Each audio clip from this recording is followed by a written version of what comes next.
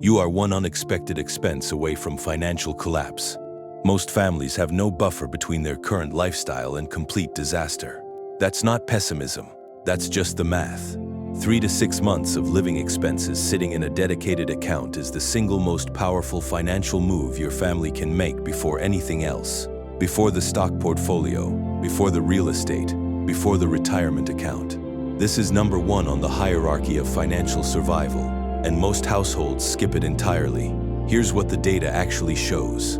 According to the Federal Reserve's most recent report on the economic well-being of American households, roughly 37% of adults could not cover an unexpected $400 expense without borrowing money or selling something. Not $4,000, not $40,000, $400.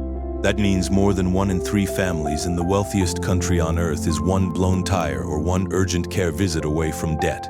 And once debt enters the picture, it compounds fast. A $1,200 emergency on a credit card, charging 24% annual interest, costs you close to $1,500 if you take 6 months to pay it off.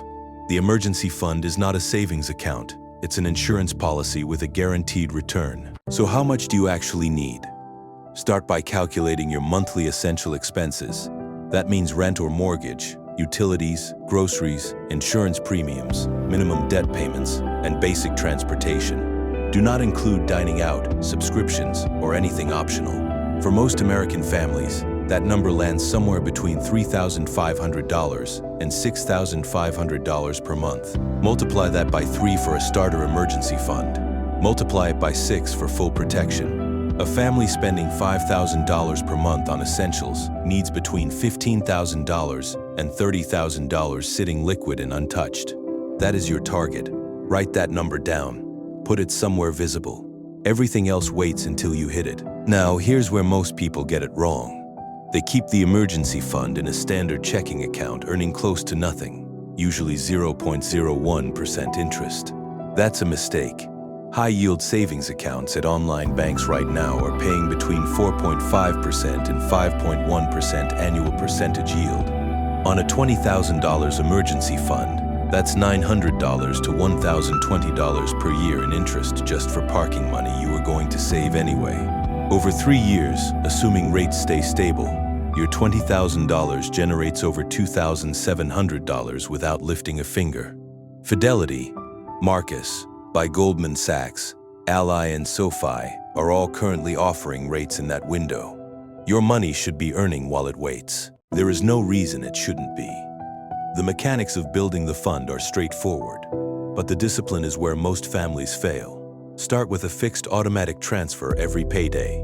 Even $150 per paycheck, twice a month, gets you to $3,600 in your first year. That covers most single emergencies. From there, add any windfalls directly to the account. Tax refunds, bonuses, side income.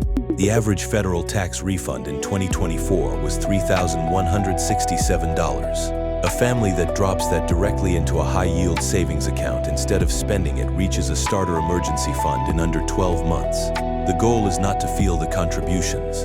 Automate them so the decision is never made twice. Set it, forget it, and let the balance grow in the background. Understanding what qualifies as an emergency is equally important. True emergencies are job loss, urgent medical expenses, major vehicle or home repairs, or unexpected income loss. What does not qualify is a vacation that feels necessary, a new device because yours is outdated, or a home renovation you've been wanting. This distinction separates families who build real financial security from those who keep raiding their own safety net. The emergency fund that gets dipped into for non-emergencies never reaches its target. When an actual emergency does strike and you must use the fund, the replenishment process becomes the next priority. Redirect every available dollar back into the account until you restore the full balance. Families often get trapped in cycles where emergencies drain the fund. They delay restocking it, then another crisis hits while they're vulnerable.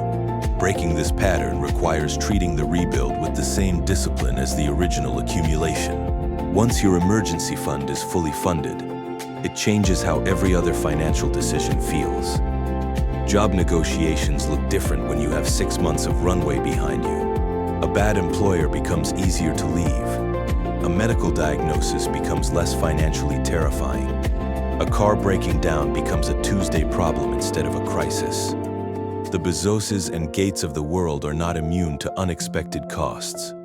What they have is enough liquidity that unexpected costs never become compounding disasters. That buffer is something any family can build.